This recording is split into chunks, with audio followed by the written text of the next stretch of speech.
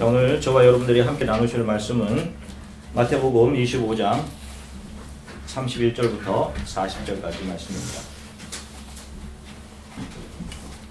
마태복음 25장 31절부터 40절까지 말씀을 저와 여러분들이 함께 한 목소리로 읽으시겠습니다. 인자가 자기 영광으로 모든 천사와 함께 올 때에 자기 영광의 보좌에 앉으리니 모든 민족을 그 앞에 모으고 각각 구분하기를 목자가 양과 염소를 구분한 것 같이 하여 양은 그 오른편에 염소는 왼편에 두리라. 그때에 임금이 그 오른편에 있는 자들에게 이르시되 내 아버지께 복받을 자들이여 나와 창세로부터 너희를 위하여 예비된 나라를 상속받으라.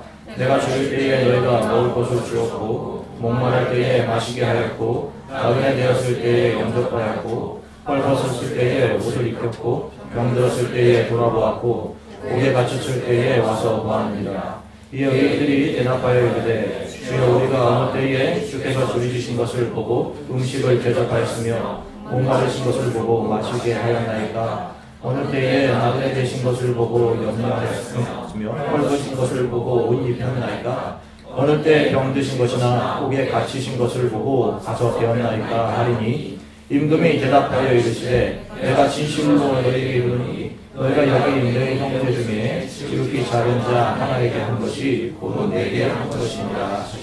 아멘. 감사드리겠습니다. 사랑해 주님, 이제 저희가 잠잠히 하나님의 말씀을 듣습니다.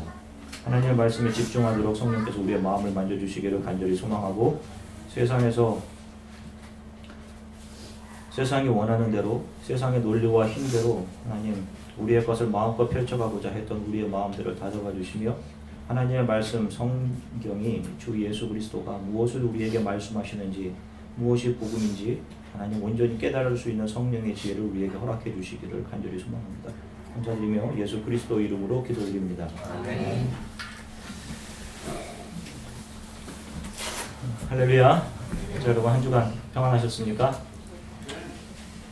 이번 주에는 샌프란시스코로 간 최용훈 집사가 연락을 해서 벌써 2017년이 일주일이 지났습니다. 참 빨라요 목사님, 이렇게 소식을 전해왔어요. 네, 이번 주가 최용훈 정승훈 집사 가정의 긍휼이가 세상에 나오는 날입니다. 13일이 듀데이라고 해요.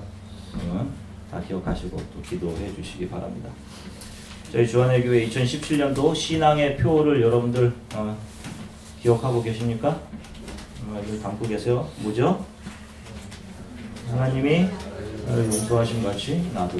그리고 그 뒤에 점점점은 여러분들이 매 순간 채워가야 될 부분이다 라고 말씀드렸습니다. 성경 구절 또한 기억하십니까? 에베소서 4장 32절인데 여러분 가능하시면 여러분들이 암송하시면 좋을 것 같아요. 한번 같이 읽어보겠습니다. 읽어보시고 서로 친절하게 하며 불쌍히 여기며 서로 용서하기를 하나님이 그리스도 안에서 너희를 용서하신 같이 하라. 아멘. 자, 매 순간 리마인드 하시면서 하루하루를 살아가셨으면 좋겠어요. 자, 우리가 교회를 유기체라고 합니다. 오르가니즘이에요. 유기체라는 것은 생물학 분야에서 나온 용어인데 생명체는 그 생명체를 존재하게 하는 작은 조직들이 형태적으로나 기능적으로 분화되어 있으면서 그들 상호간에 그리고 그들과 전체 사이에 연관성이 있어서 정확하게 하나의 통일체를 이루고 있는 상태, 그 상태를 유기체라고 합니다. 이것을 사회에 적용해보면 유기적인 사회라는 것은 서로 다른 사람들이 모여 미시적으로 볼 때는 각자 자기에게 주어진 목적을 향해서 달려가는 것처럼 보여요. 다 다른 목적이 있으니까 전공도 다르고 그것들이 정확하게 사회가 하나의 목적을 향해 움직이도록 적용되는 그런 조직을 말합니다. 모든 사회의 긍정적인 면, 부정적인 면들이 다 그 사회를 건강하고 온전하게 만드는 방향으로 나아가는 기능들이다 라고 하는 거예요. 어떻게 보면 사회 기능, 구조 기능주의적인 측면에서 사회를 바라보는 거죠. 우리 몸 안에 간이 있고 폐가 있고 대장, 소장, 직장 이런 것들이 있습니다. 위는 음식을 소화하고 간은 해독을 하고 면역작용을 하고 직장은 노폐물들을 이제 저장했다가 하루에 한 번씩 배출해내는 일들, 각자에게 주어진 역할, 존재, 목적이 있어요. 그런데 이런 단순한 존재, 목적만을 위해서 간, 소장, 대장 이런 조직들이 존재하는 것이 아니다라는 겁니다. 이들의 존재 이유는 몸, 생명체를 건강하게 살아 움직이게 하는 것이에요. 저와 여러분들 각자가 바로 이 교회를 이루는 조직, 작은 조직, 오겐들입니다. 각자의 삶의 목적들이 있을 거예요. 다 다르죠. 옆 사람과 생각하는 그 삶의 목적도 있지만 존재 이유는, 여러분들의 존재 이유는 무엇을 위한 것이라는 거예요? 바로 이 땅에 하나님의 나라의 모형으로 주신 교회를 온전하게 세우고 그 교회를 통해 하나님의 영광과 구원의 계획들이 이 땅에 온전하게 실현되는 거예요. 여러분들이 존재하는 이 역사 시간 가운데 우리 크리스천들은 그래서 자신의 생각이 하나님의 생각 앞에 놓아질 수 있는 것입니다. 이런 이유 때문에. 내가 이해할 수 없는 상황이라도. 왜냐하면 나보다 더 큰 거룩한 목적이 나의 위에 있기 때문에 그런 거예요. 그 목적이 나를 분명히 온전하게 이끌어 갈 것을 믿기 때문에 그런 겁니다. 지금 여러분들 자신이 이 땅에 존재하는 이유가 무엇이라고 생각하세요? 여러분 올 한 해 목표로 세우셨을 것인데 여러분들 한 사람 한 사람 솔직히 여러분들 한번 생각해 보세요. 최선을 다해서 좋은 성과 내고 또 자녀도 잘 기르고 회사 생활 잘하고 학교 생활 잘하고 또 잘 먹고 잘 놀고 잘 운동하고 자신을 향한 어떤 바램들 이런 것들이 있을 겁니다. 한 해의 목표로 잡고 있는. 그런데 이런 여러분들의 삶의 목표와 존재 이유가 무엇에 귀속되어 있는 것이냐 하면 바로 하나님 나라의 모형인 교회이고 하나님의 영광이며 그분의 목적이 드러나는 데 사용되기 위해 내 삶이 존재한다는 사실을 우린 크리스찬들은 매 순간 한순간도 이것을 잊어버리면 안 되는 거예요. 그래야 우리가 더 과하게 내 자신만을 위해 살아가지 않게 되는 겁니다. 내 삶 위에는 거룩한 목적이 있다라는 자각을 가지고 그분 앞에 매일매일 겸손해질 수 있는 거예요. 이런 자각, 이런 믿음이 없으면 삶의 존재 이유를 그저 먹고 즐기는 것, 맛집 찾아다니는 것, 쾌락을 채우는 것, 내 야망을 채우고 내 업적과 이름 세우는 것, 이런 것에 두고 살아갈 수밖에 없는 거예요. 세상 밖에 있는 사람들이 관심을 가지고 있는 게 뭔지 보세요, 여러분. 다 이런 겁니다. 부모를 둔 자녀들 아이비리그 하버드에 보낸, 예일에 보낸, 스탠포드 보낸 부모들에게 노하우를 어떻게 하면 좀 배울 수 있을까 하고 어떻게 하면 이곳에 좀 잘 정착할까라고 하고 어떻게 하면 이곳 좀 여행 좀 잘할까? 어디가 갈 만한 곳일까? 모여서 그런 이야기로 시간들을 보낸단 말이에요. 하나님 안에서 자기 자신을 보지 못하면 인간은 그렇게 살 수밖에 없는 존재인 겁니다. 참 안타까운 것은 교회와 신앙이 자신의 삶의 작은 조각, 오겐, 일부가 되어 있는 거예요. 교회와 신앙이 자신의 삶과 야망이 유기체로 존재하고 있고 신앙이 그 유기체를 이루는 작은 오겐으로 한 조각에 불과한 것으로 되어 있으면 안 되는 거예요. 그 모습이 바로 자기 자신이 하나님 되어 있는 모습이잖아요. 이런 자들이 자기 자신의 삶의 기준을 가지고 잣대를 만들어서 자기의 삶을 가지고 자신의 삶을 기준으로 세상을 바라보려고 하고 그래서 그런 것으로 다른 사람들을 평가해낸단 말입니다. 내 정의, 내 가치, 내 기준으로.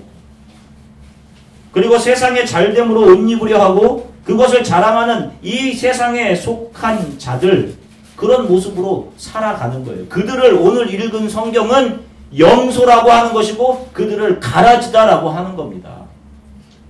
성경에 보면 분명히 지옥 가게 되는 사람들이 있는 거예요. 올 한 해 우리가 좀 더 성숙하고 거룩한 하나님의 성품을 우리의 삶에서, 가정에서, 교회 안에서 드러내는 자로 그렇게 우리가 살아갈 수 있기를 정말 간절히 소망합니다. 갈라디아서 5장 22절부터 23절을 한번 보시면 이렇게 기록하고 있어요. 오직 성령의 열매는 사랑과 희락과 화평과 오래 참음과 자비와 양성과 충성과 온유와 절제니 이 같은 것을 금지할 법이 없느니라. 성령의 열매가 어떤 것인지 갈라디아서에서 오늘 보여주고 있는 거예요. 이것들은 우리의 의지로 발현되는 것이 아닙니다. 어떤 분들은 우리가 이렇게 살자 그래서 열심히 노력해서라고 하는데 이거는 본문이 이야기하는 바를 전혀 반대로 이야기하는 거예요. 우리의 의지와 노력으로 이것을 삶의 실천에 낼 수 없는 겁니다. 우리가. 이런 것들은 먼저 내 삶이 나를 위해 존재하는 것이 아님을 깨닫고 하나님이 나에게 베푸신 은혜의 넓이와 높이와 깊이와 너비가 얼마나 큰지 그 무한함을 깨달아서 내가 이 은혜를 감당할 수 없습니다. 갚을 수 없는 은혜를 제가 받았어요. 라고 고백하는 자들의 삶에서 성령에 의해 자연스럽게 우러나오게 되는 삶의 모습인 거예요. 이런 삶의 모습이 바로 하나님께 영광이 되는 삶인 것입니다. 여러분들이 잘 돼서 하나님께 영광 돌릴 수 있는 게 아니에요. 이제 하나 여러분들이 매 순간 기도하시면서 갈 터인데 기도의 응답은 내 삶에 예수의 삶이 나타나는 것이 기도의 응답입니다. 내 손이 예수의 손에 포개지고 내 눈이 예수의 눈처럼 긍휼의 대상을 향하고 내 발이 예수의 발 위에 얹혀서 내가 삶을 걸어가게 되는 것을 말해요. 이런 삶이 union with Christ, 바로 예수와의 연합된 삶이라고 하는 것입니다. 그래서 나의 모든 도덕적인 결함과 여전히 내 안에 있는 죄성, 무너짐에도 불구하고 그분의 의가 나의 의가 되는 거예요. union with Christ 때문에. 예수의 낮아지심, 예수의 자기를 버려 다른 이들을 살려주심, 자신의 삶의 모든 것을 나누어 주심, 철저하게 하나님께 순종하심, 이것들이 우리의 삶에서 조금씩 내 주장, 내 자랑, 내 칭찬의 자리를 밀어내고 삶에 나타나는 것이 우리의 기도 응답이고, 이러한 삶이 바로 하나님께 영광이 되는 삶인 것입니다.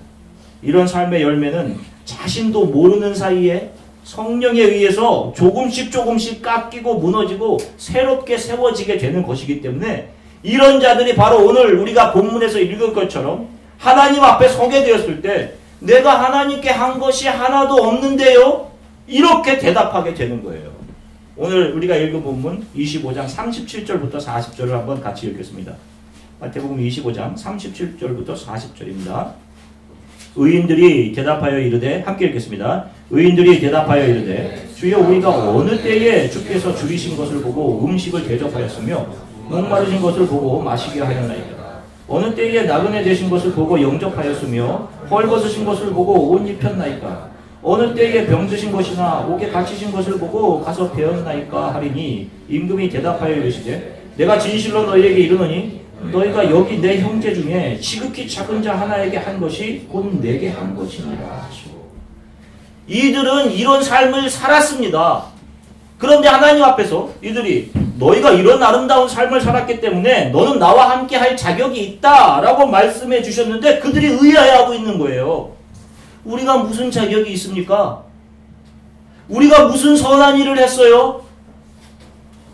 우리는 아무런 자격이 없습니다. 오히려 하나님 앞에서 이런 말을 하는 거예요. 왜? 그들은 단순히 하나님이 자기에게 주신 은혜, 그 사랑에 감격하며 산 것이기 때문에 그런 것입니다. 내세울 것이 없는 거예요. 그 은혜의 가치, 1만 달란트를 탕감받았다는 감당할 수 없는 그 은혜를 가슴에 품은 자들이 100데나리온을 기꺼이 흘려보내며 산 것일 뿐입니다. 그냥 100데나리온 흘려보내며 살았을 뿐이에요. 갚을 수 없는 것 아무것도 한 것이 없는 겁니다. 하면서 한 거예요. 저희는 그저 하나님의 은혜에 감격하며 살았을 뿐입니다. 이 땅의 교회는 완전한 유기체가 아니에요. 완전함을 향해 나아가는 유기체입니다. 이 안에는 염소와 양도 있어요. 이 안에는 죄송하지만 가라지도 있습니다. 그러나 그것은 마지막 날 하나님의 눈으로 판명될 것이지 우리가 감히 판단할 수 없는 거예요. 심지어 목사라도 함부로 판단할 수 없는 겁니다. 누가 가라지인지, 누가 구원받지 않은 사람인지. 그래서 우리는 누군가에게 나의 기준과 판단의 틀로 그 사람을 재단하거나 비판하면 안 되는 이유가 그거예요. 성경이 비판을 금지하고 있는 이유가 바로 이래서인 것입니다. 그렇게 하는 동시에 자기가 하나님 자리에 올라가는 것이기 때문에 사람들은 필요를 생각해요. 필요만을. 지금 어떤 존재들이 나에게 유익을 주느냐에 따라 그것의 필요 유무를 결정합니다. 그러나 불필요한 것처럼 보이지만 필요를 위해서 절대적으로 존재해야 하는 것들, 존재하고 있는 것들도 있어요.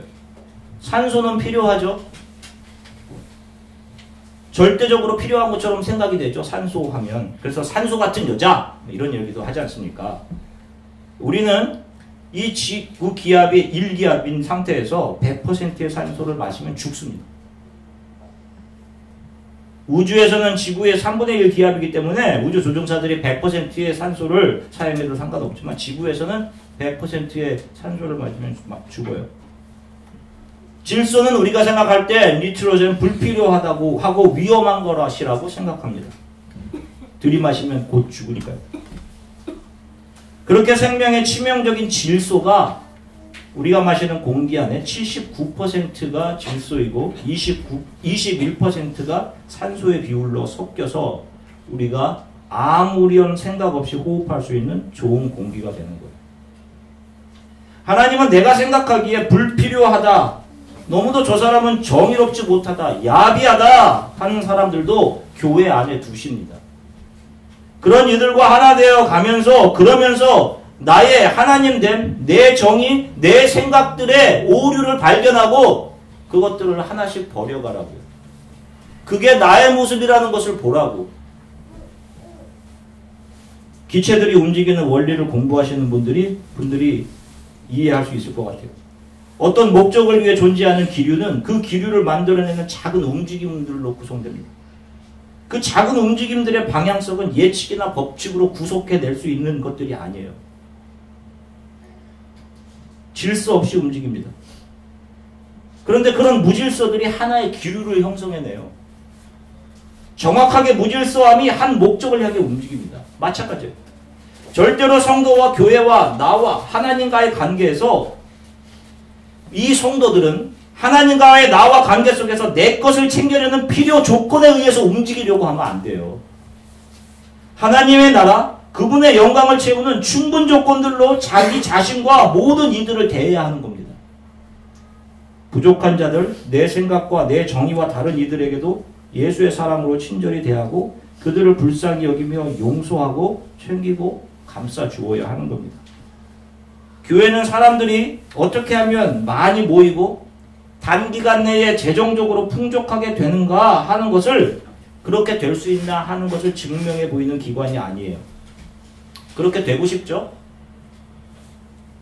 그런데 사람들은 이런 것을 교회 부흥이다 라고 이야기하니까 정말로 어이가 없는 겁니다.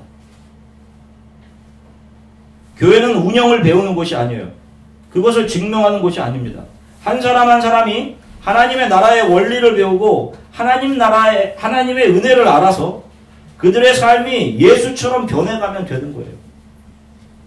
언젠가 이 물질계를 넘어 하나님 앞에 저와 여러분들이 다 서게 됩니다. 분명히. 그때 그분 앞에서 온전한 모습으로 서 있을 수 있도록 교회는 훈련시켜주고 우리는 그런 모습으로 변화되어 가면 되는 거예요. 무엇이 이것보다 더 중요한 것이 있을 수 있습니까? 이 땅에서의 삶은 영원으로 나아가기 위해 하나님을 알아가고 그분의 은혜를 더 알고 그분의 거룩으로 훈련되어지는 장입니다. 이 세상에서 자신의 가치와 만족과 즐거움대로 산 자들은 그 지옥의 원리를 가지고 그대로 영원한 지옥으로 가는 겁니다. 그 속에서 그 고통들을 계속해서 맛보며 사는 거예요. 영원한 고통과 아픔이라는 것은 이 세상에서 나름대로 고통과 통증이라를 경험한 저에게는 생각만 해도 몸소리 쳐집니다. 그러한 것이 영원히 계속되리라는 생각을 하면요. 그리고 여러분들 중에 누군가 그 속으로 갈 것을 생각하면 몸소리가 너무 쳐져요.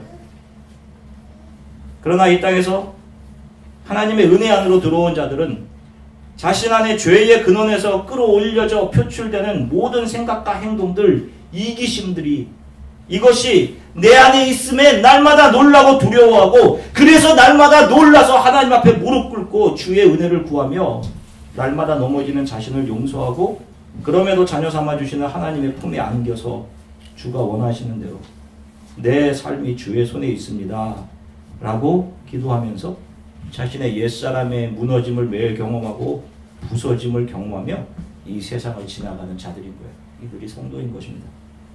하나님께서 함께하게 하신 눈에 보이는 형제를 감싸주고 사랑하지 않는 자들이 하나님을, 눈에 보이지 않는 하나님을 사랑할 수 없는 거예요. 둘러보십시오, 여러분.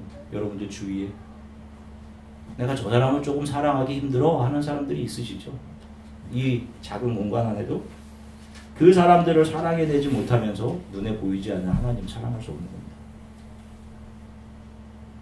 그런 자들이 하나님을 사랑한다라고 말하는 것은 자기 원하는 바를 얻기 위한 싸구려 종교적인 경외감 때문인 것이지, 그마저 자신에게 유익이 없다고 생각하면 내차버릴 수 있는 그런 것에 불과한 것일 뿐이에요. 그래서 복음의 불편함을 느끼고 귀에 좋은 말을 찾아 쉽게 교회를 떠나는 자들이 많은 것입니다. 누군가 어려운 사람들이나 복음 증거를 위해 애쓰던 가족들이 우리 교회에 방문하거나 잠시 머무르게 되면 주 예수께 하듯 사랑으로 그 사람들을 돌봐줄 수 있어야 합니다. 얼마 전 저희 집에 캄보디아에서 선교하시던 선교사님의 딸이 약 3주간 머물렀습니다. 그 아버지는 패밀리 닥터로 한국에서 일하시다가 신학을 공부하시고 목사가 되셔서 선교사가 되어 캄보디아에서 3년 동안 사역을 하셨어요. 저도 몇 번 배웠는데요.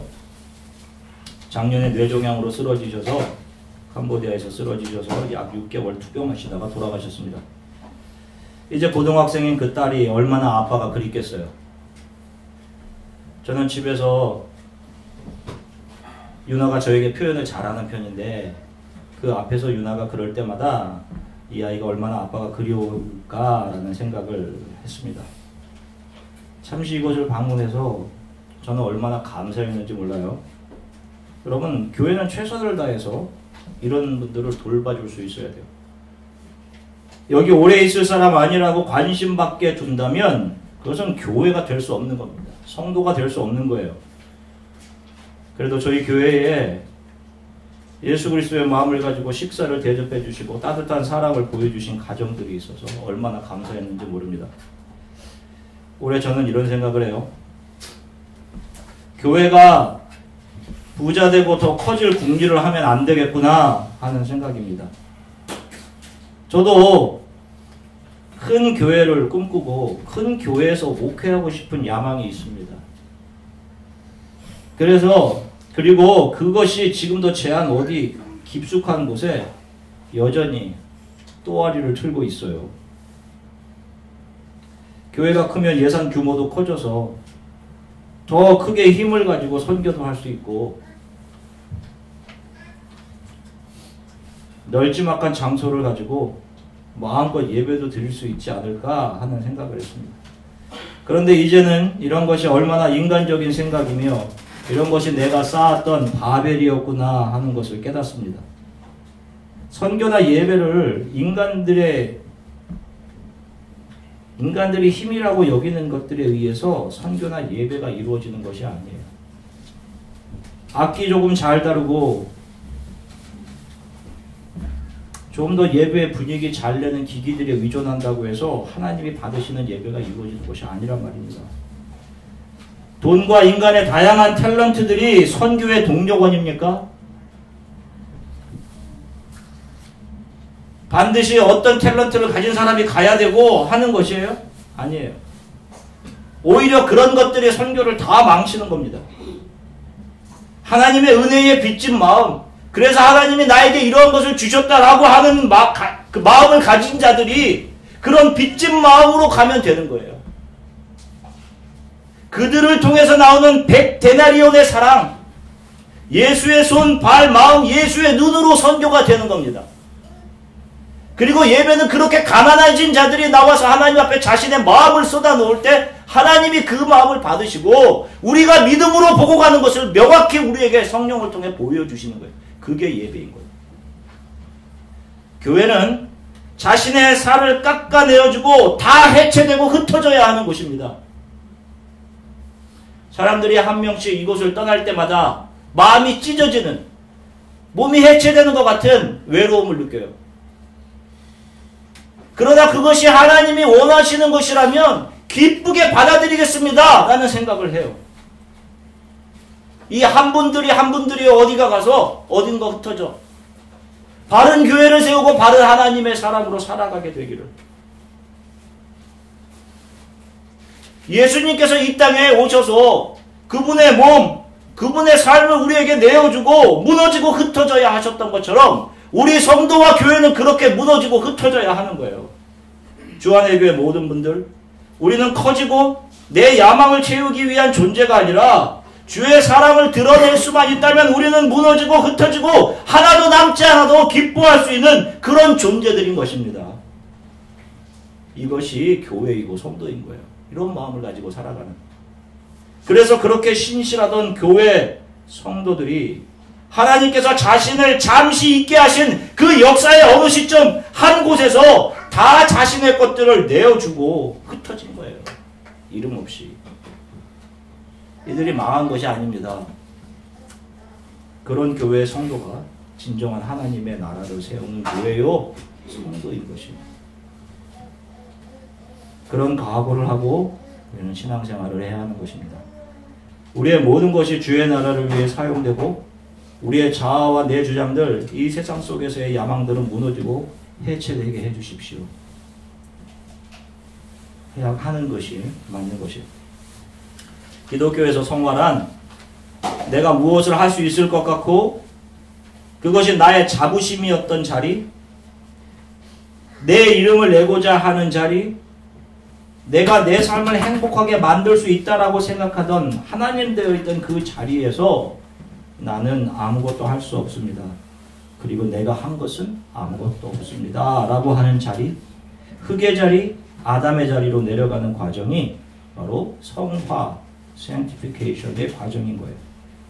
나를 채찍질하고 내 의지를 동원해서 더 많은 봉사하고 기도의 날수를 채우고 열심을 내고 무슨 방언하고 신비한 은사로 덮어 쓰여지는 것이 성화가 아니에요.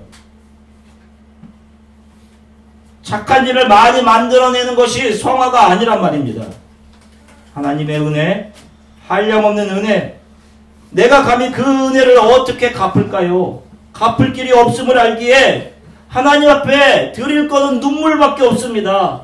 찬양밖에 없습니다 하며 사는 자들이 다른 이들을 예수로 대하며 그들을 자신의 모든 것으로 돌보고 격려하고 사랑하는 삶을 살아내는 거예요. 그리고 그들이 하나님 앞에 서게 되었을 때 하나님 나는 아무것도 한 것이 없는데요 라고 말하게 되는 것입니다. 더 크로스라고 하는 듀엣 그룹이 있어요. 1990년대 혜성같이 나타났던 그룹입니다. 아시는 분들은 아시겠지만 한국에는 복면가왕이라는 프로그램이 있죠. 가수들이 복면을 쓰고 나와서 노래하는 프로그램. 작년에 약 19주 가왕의 자리를 지켰던 음악대장이 불렀던 노래 중에 Don't Cry라고 하는 노래가 있어요. 초고음의 노래입니다.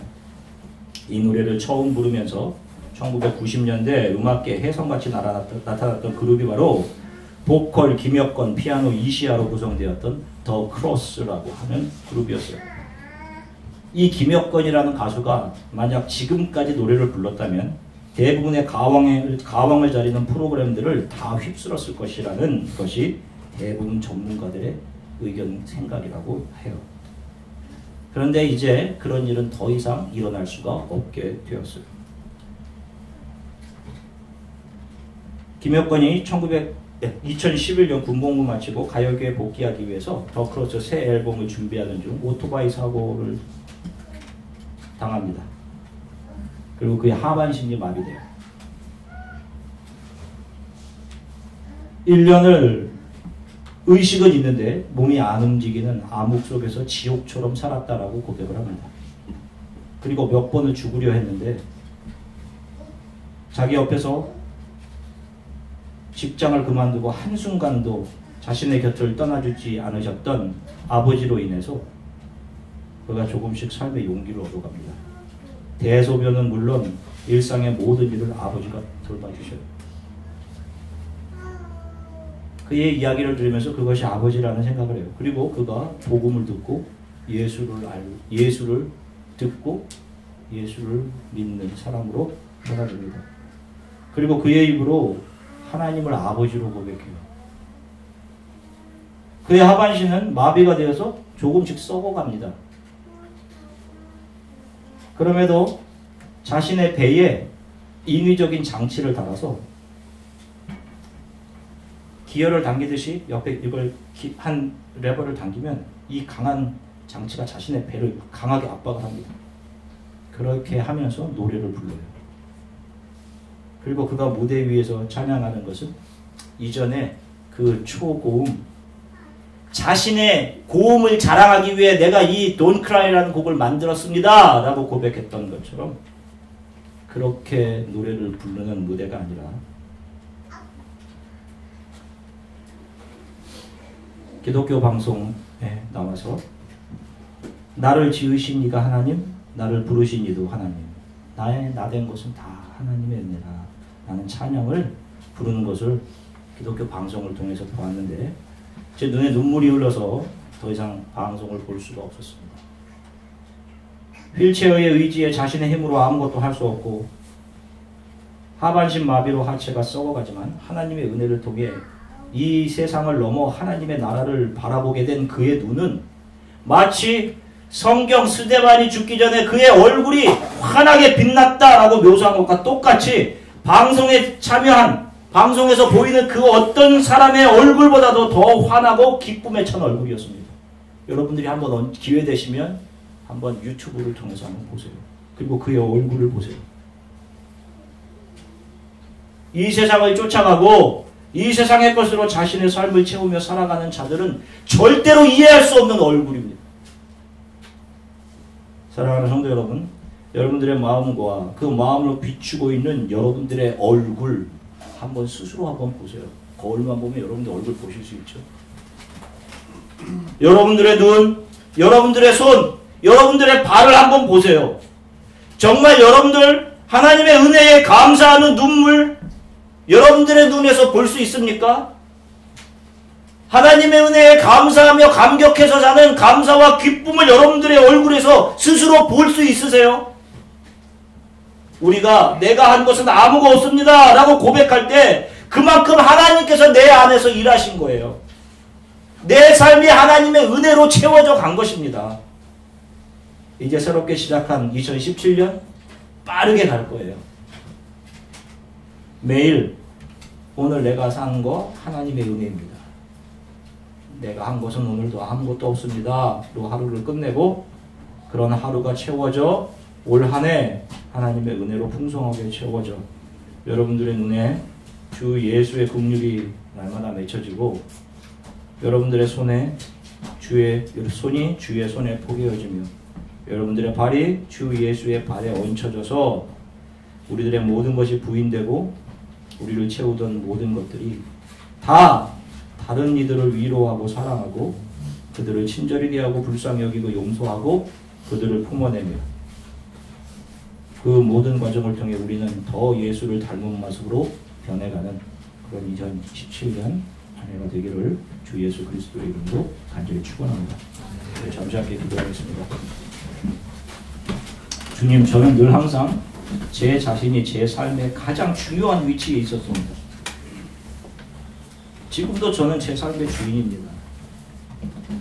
나의 이 모습, 야망, 이렇게 날마다 부족한 모습들, 내가 생각하는 계획 다 주님의 손에 맡겨드립니다.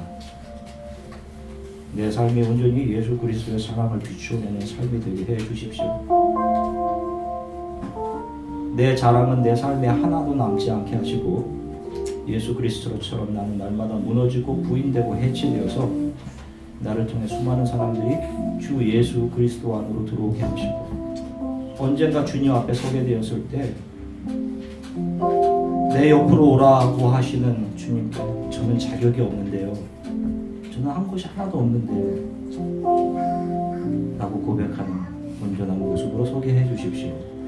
우리 주안의 교회는 가난한 교회 되게 하시고 단단한 예수 그리스도 안에서의 한 빵이 되게 하시고 우리들에게 허락하신 이 교회 성도들을 우리의 모든 것으로 서로 용서하고 친절히 대하며 사랑하고 세워주고 섬길 수 있게 도와주십시오. 이렇게 잠시 함께 기도하겠습니다. 사랑해 주셔서 감사합니다.